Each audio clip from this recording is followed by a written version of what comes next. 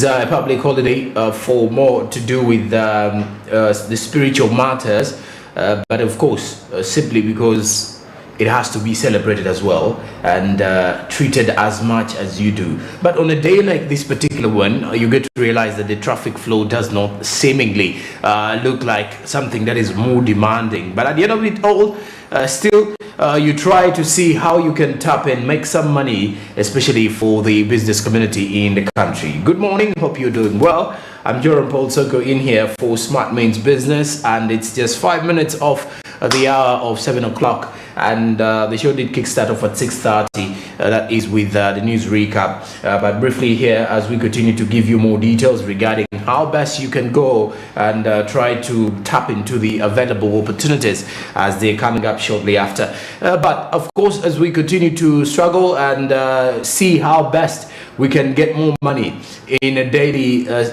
in the daily markets, what you need to understand is it's important for you as an individual to always create opportunities that will give you a higher chance of standing out beyond the rest. And with that same opportunity, what you can simply do today is to eventually get into the Zabu platform. And with Zabu, it is giving you that advantage today. Use the USSD code *292#.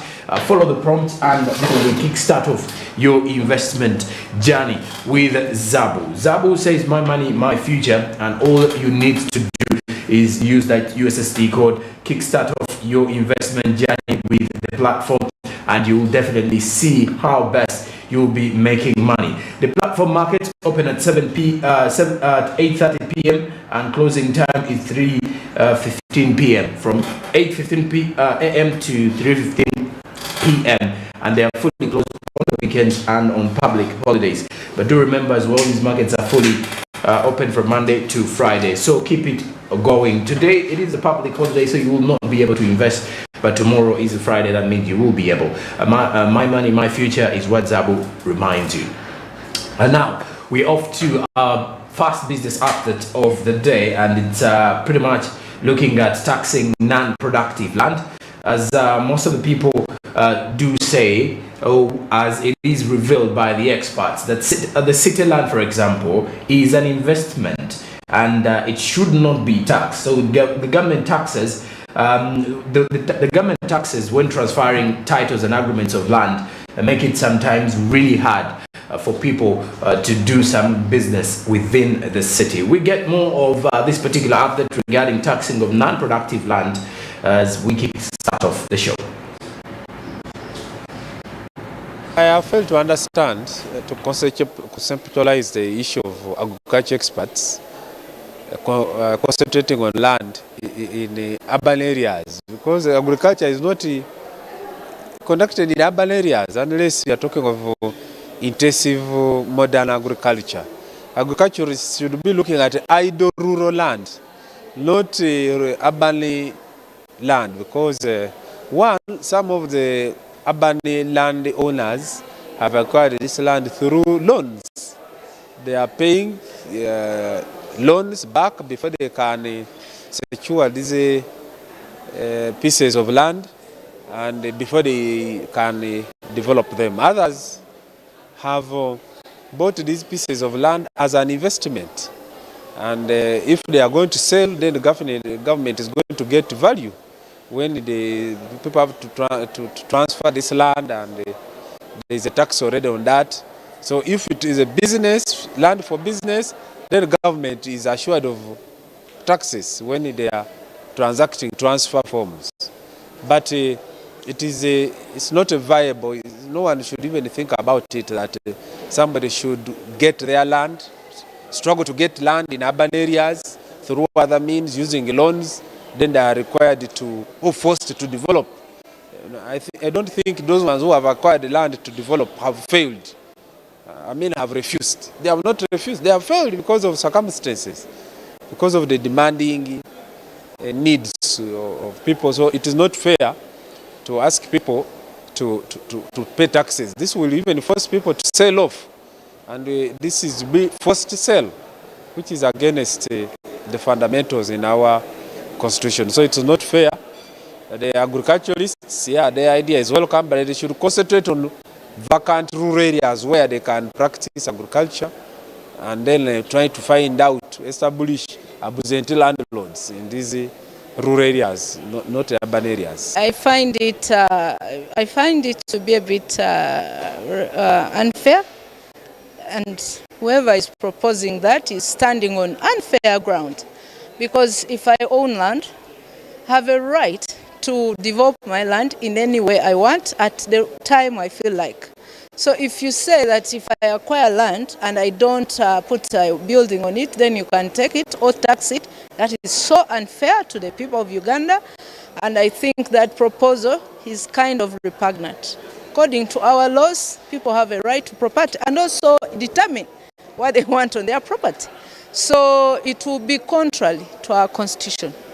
That makes it repugnant. So the proposal should be quashed, thrown in the dustbin.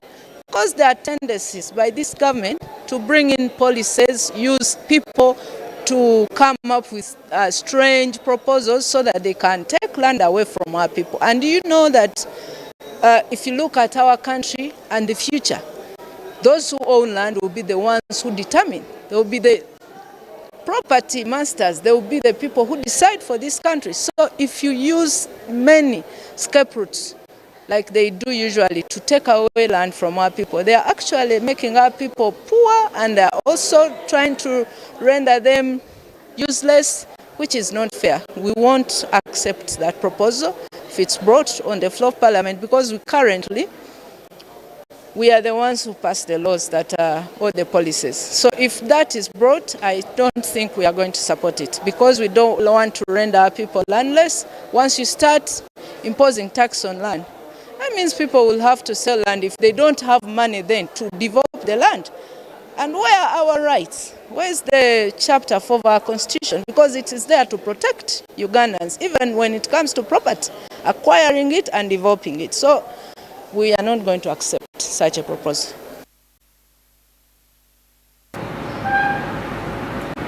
Of course, there are more details regarding land regulations that are supposed to be worked upon, and that is exactly what this particular update was rotating around, to ensure that these are things that greatly have to be worked upon, especially the city land in that space. Now, besides that too, let's get more from our press review this morning.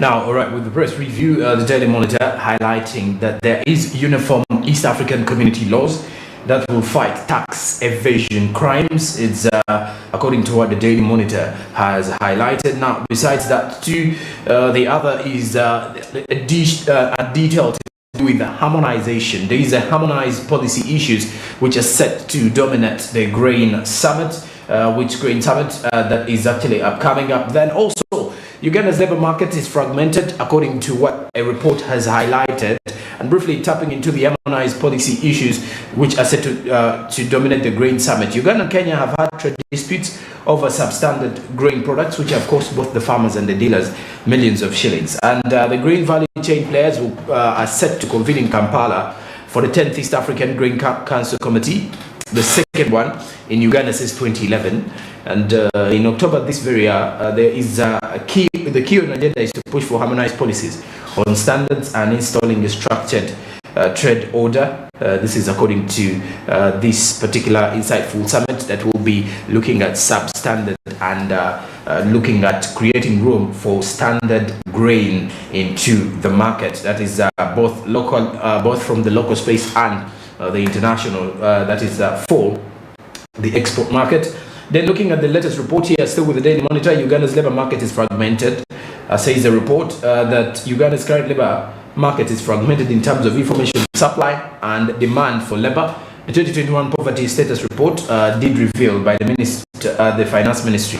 The report, with support from the United Nations Development Programme, was titled Jobs, Informality and Poverty in Uganda, and with an insight on performance before and during COVID-19 did state that whereas there is steady movement of labor from agriculture to the services sector, the movement is not accompanied by both growth in decent jobs. So this is more of what is inside here in this report by the Daily Monitor. Now, also furthermore is that there is a uniform East Africa. If you're to look at the uniform EAC laws will fight tax evasion crimes, according to another report here with the Daily Monitor, because briefly, tax investigation commissioners are calling for seamless regional laws through which tax evasions can be conducted in the region.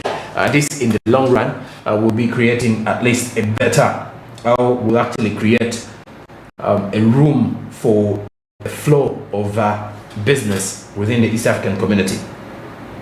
Now, besides that, we talk the Independent online newspaper, which has highlighted that the East African community is itching towards financial integration, as EAC has finally sanctioned the creation of an East African Financial Services Commission.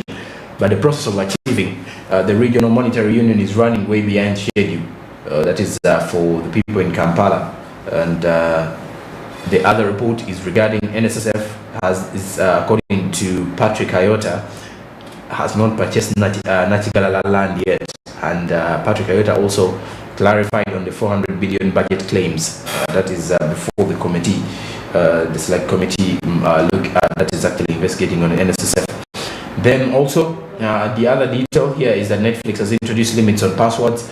And this is another report for those who actually subscribe to that. President Museveni has contributed 100 million towards treatment of ailing cancer. That is more of what the Independent has got to show in this particular edition. It is the 16th day of February, and of course, I did mention it's a public holiday in remembrance of the late Janan Lugumu. And on Saturdays, you get to realize that suddenly some of the offices, especially those in the private sector, a few, but mainly those in the public sector, always have time off their duties at work. During such times, most of them always have to get into a refreshing mode, I should say. It is more of just like when you call it a public holiday. It is a day to get back home, and I do believe some of you are already home now watching the show, and of course others may be going to visit friends or try to at least file some reports that you'll actually give in at the end of the week, or reports that you'll be giving in at the start of next week.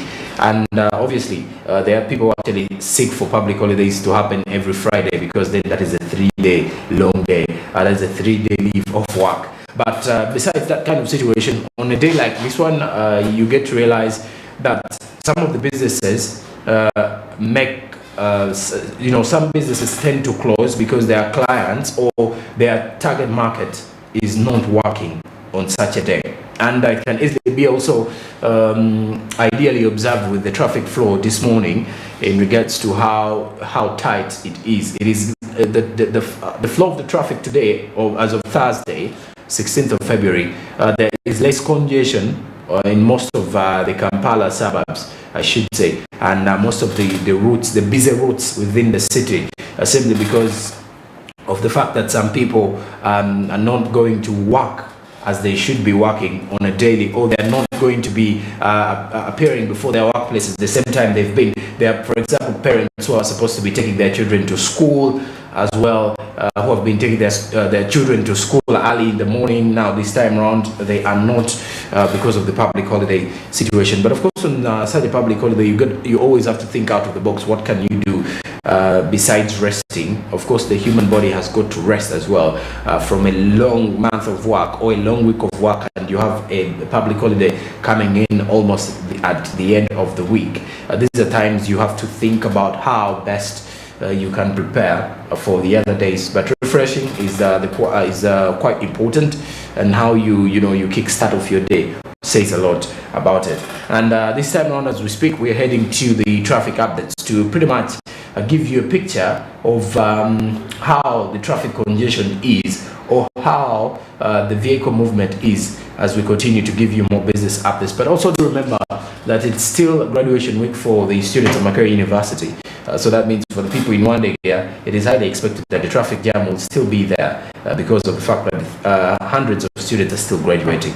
So there is literally, we do not expect an ease in traffic flow, but we do expect that at such a time it may not be as tight as it has been the entire week. Let's first link up now with Barija Andrew this morning for the traffic updates.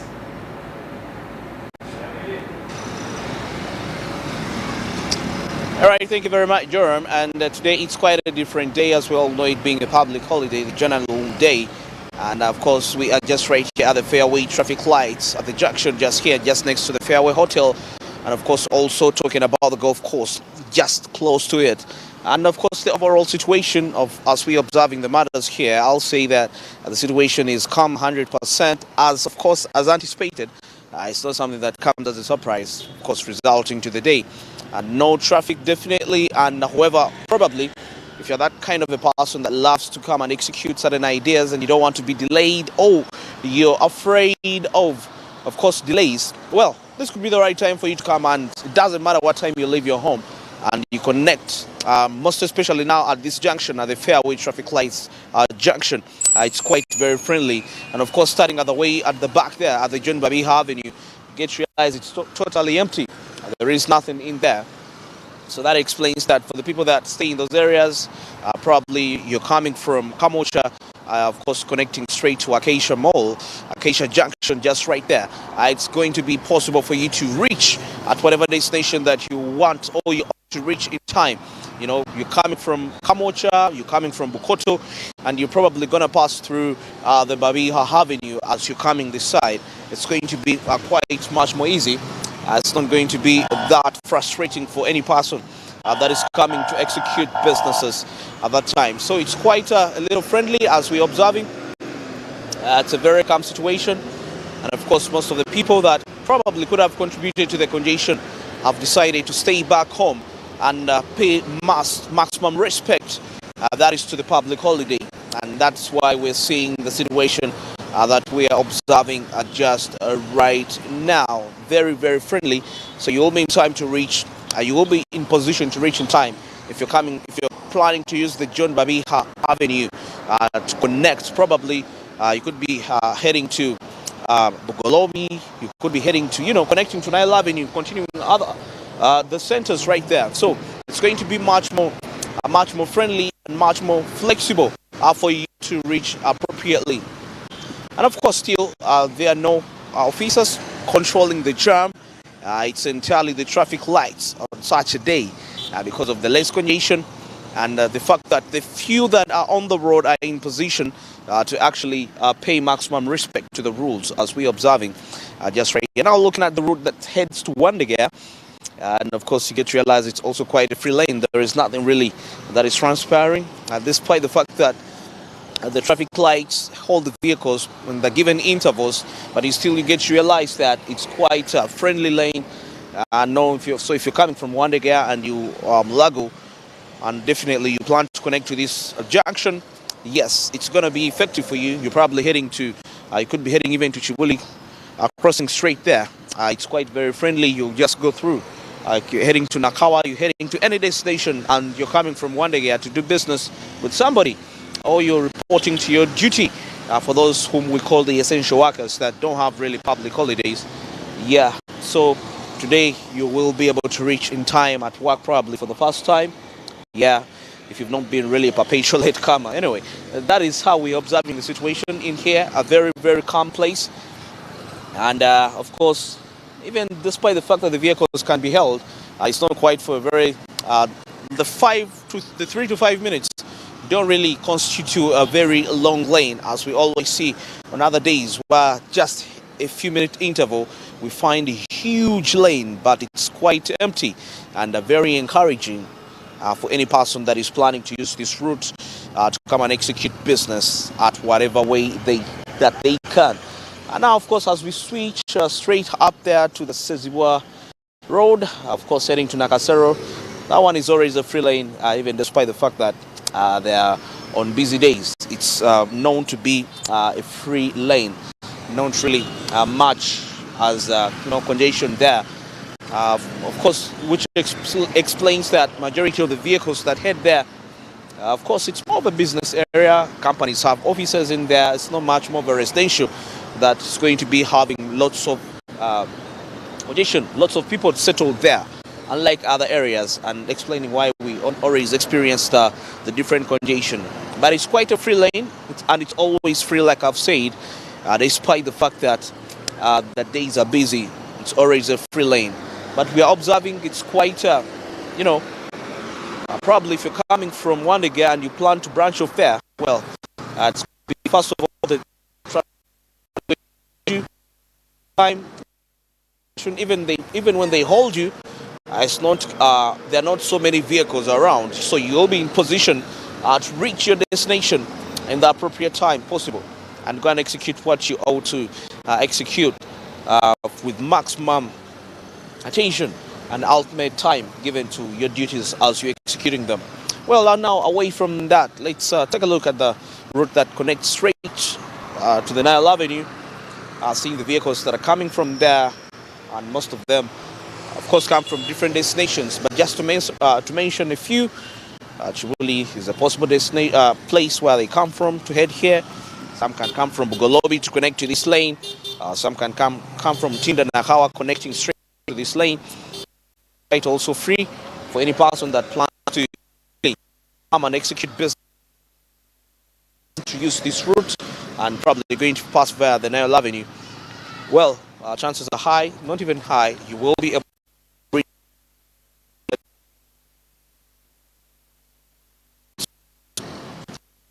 reach. Okay, sometimes it can be a little congested, but it's not always the case. It's not always the case even on other busy days, but today it's also much more free and also busy at the same time, which are always busy on some other days. It's free at the same time, so you will be able, if you're coming to execute the business, you will be in position to do what you ought to do in time.